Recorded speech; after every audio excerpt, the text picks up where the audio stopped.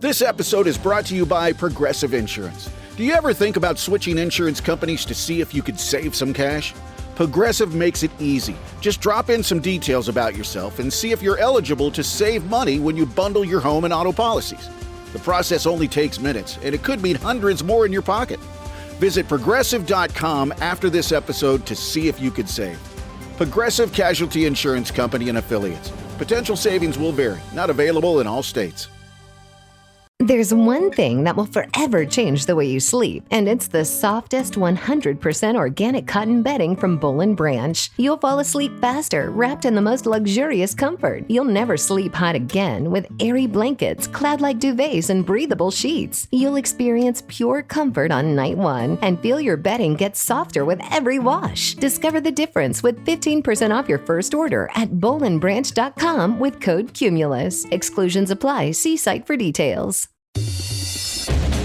Welcome back. It's another Bob and Tom Extra. This is Christopher. Not only is the Bob and Tom Show live every weekday morning, but every afternoon we'll give you a little extra in case you missed anything. On the big show today, more with Chick's robe, plus Snuffles, nicknames, and a talk box. It's all coming up in just a minute.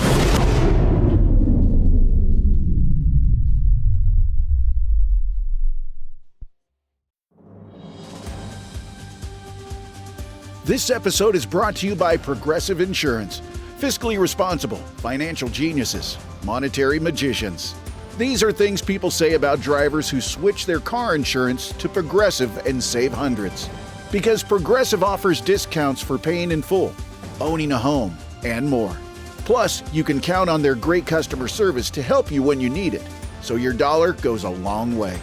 Visit Progressive.com to see if you could save on car insurance. Progressive Casualty Insurance Company and Affiliates. Potential savings will vary. Not available in all states or situations.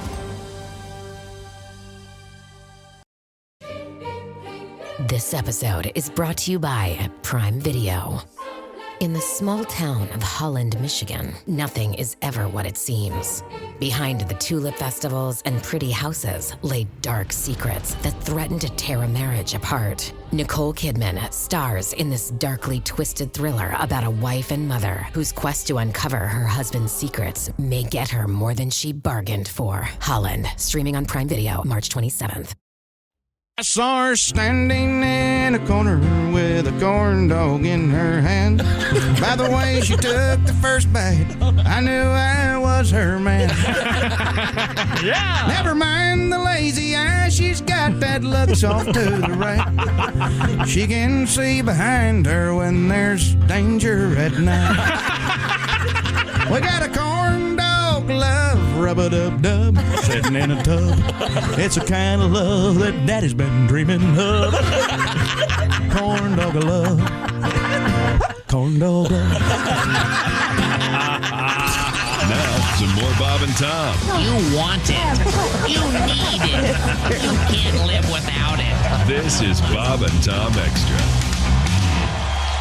Hey, welcome back to the Bob and Tom Show. It's robe day, for me anyway. I'm sitting here in my brand new robe. I've never felt more comfortable. Wow. Although it is odd that all of my crazy makers are in the room while I'm wearing my robe. You want to stand up and we'll model it for us? Because it looks like a suit jacket from where I'm sitting. Oh, it does? Wow. Yeah. Yeah, it does, kind of. Oh, that's phenomenal. Oh. That's a very nice robe.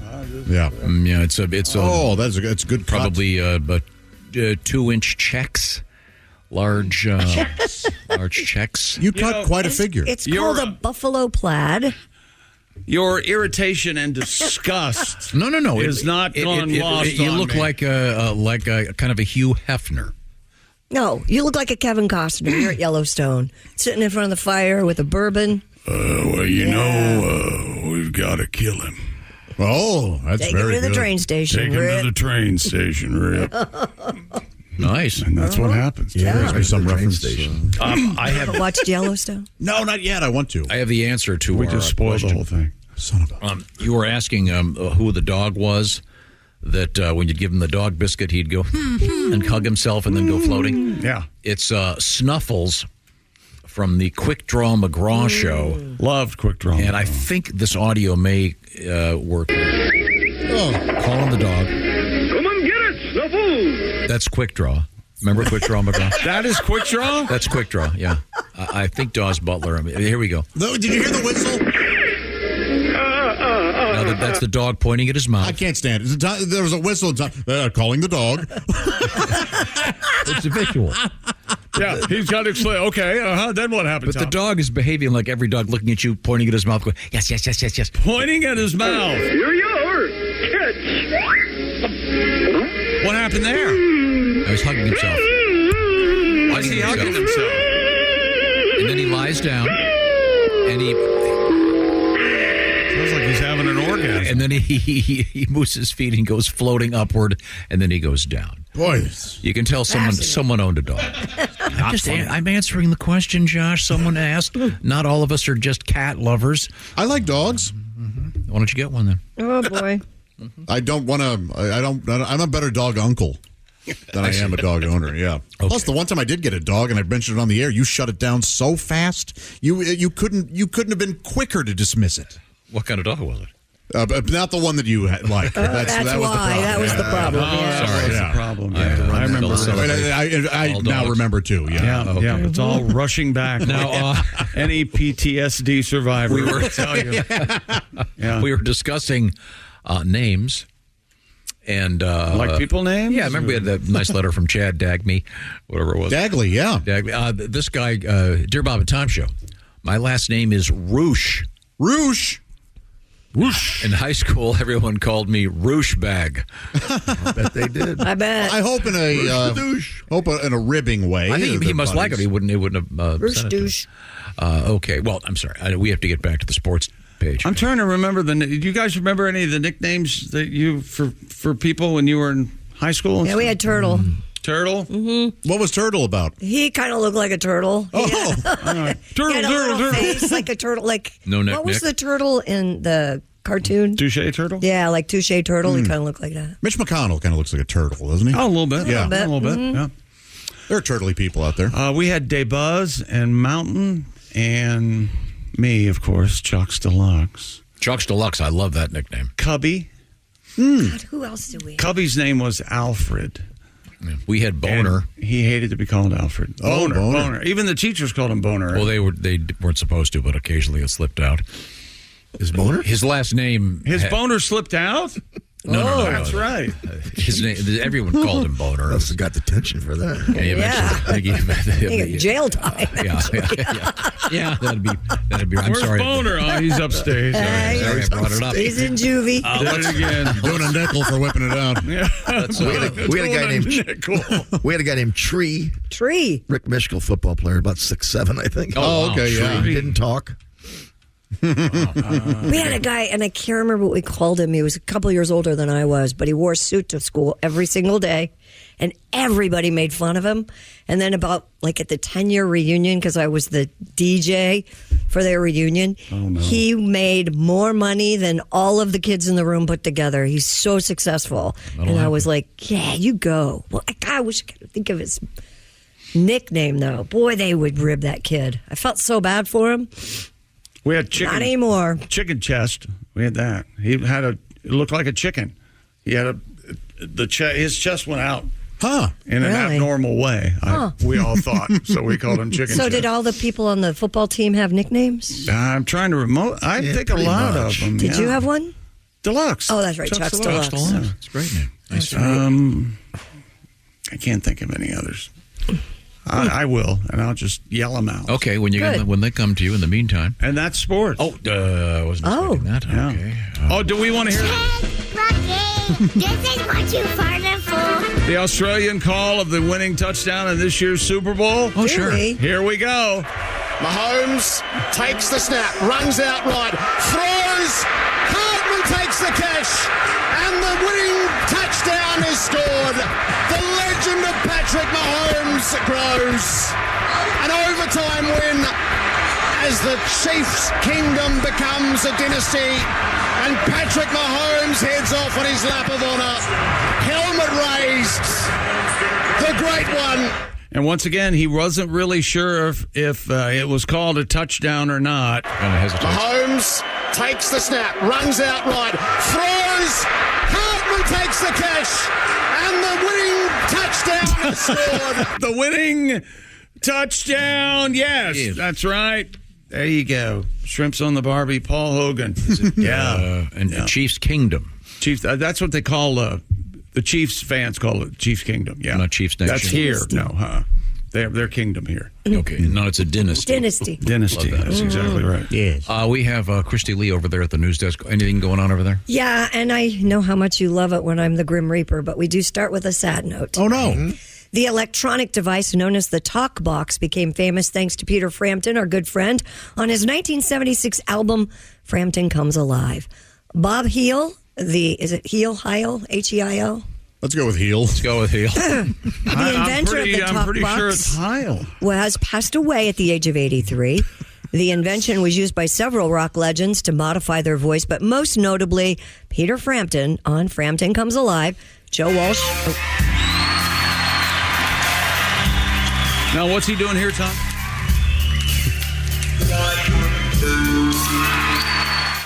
It's like a plastic tube, and he moves his mouth and plays the guitar at the same time. Yeah. So it's got that creepy, weird. So essentially, is it the guitar sound goes into his mouth, and then he moves his mouth? Yeah. And he's not singing at all. There's no air being expelled from him. I think he just moves his mouth. I think he's singing. Kind of going, Oh, okay. Yeah. So it's a combo. Yeah, I think pretty so. Interesting. We should ask him next time we have him on the phone. Isn't there Maybe we should call him up. a controversy about what he says? What? I want to feel you, and it's not. I always thought he said, "I want to thank you." That's not what a lot of people think. I've always thought it's. I want to thank you. It's the F word. No, it's not. Yep, sure is. Oh. Yeah, I don't think it is either, but I could see where some people heard that. You're confusing the time that he brought Stephen Hawking out to do it at Woodstock. What about Joe Walsh? Joe Walsh did it too. Rocky Mountain Way. Yeah, that's a good one. Yeah, I love that. Sweet Emotion. Yeah. Haitian Divorce. Joe Walsh of the Eagles and Richie Sambora of Bon Jovi also have used the talkbox. Bon Jovi used it. Wow. During that's what that is. Show, yeah. Oh, okay. Yeah. Doesn't Peter Frampton market that? Wasn't it? Yeah, the Framptone, right? Yeah. Is that what? Okay. Didn't he tell us? Still uses it. Yep. Framptonator. Oh, it's so cool. It really is cool. It's a heck of a thing. Vote for Peter in the Rock and Roll Hall of Fame. How do you do that? Rockhall.com/vote. And it's called Mr. Heel or Heil. He called it the talk box. The talk box. Mm-hmm.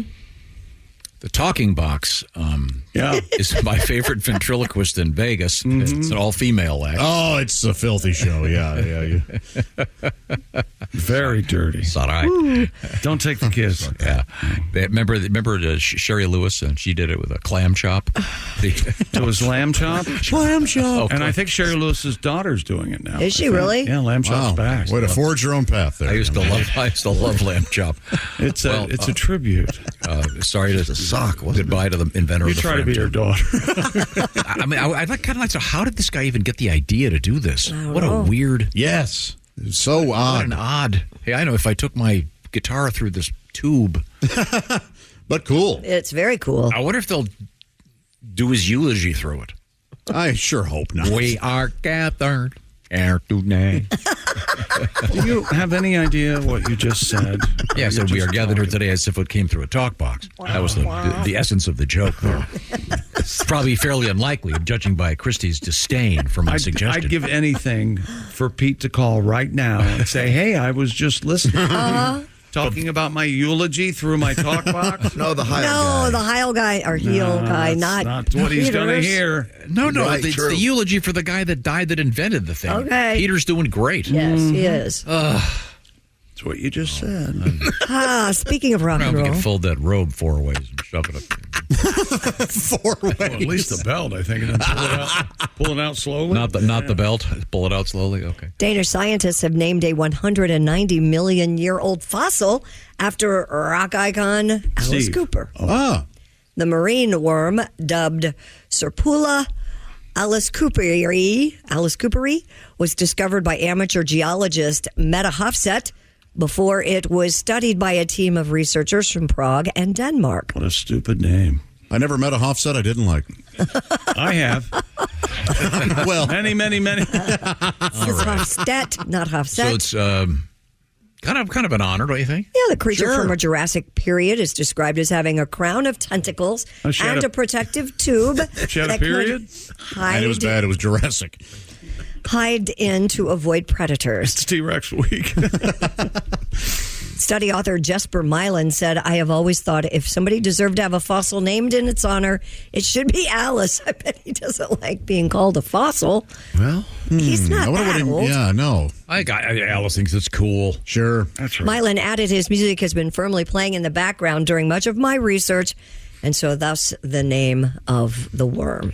This says $1 billion baby. other. By the way, other rock stars that have fossils named after them. Yes. Tony Iommi from Sabbath. Motorhead's Lemmy.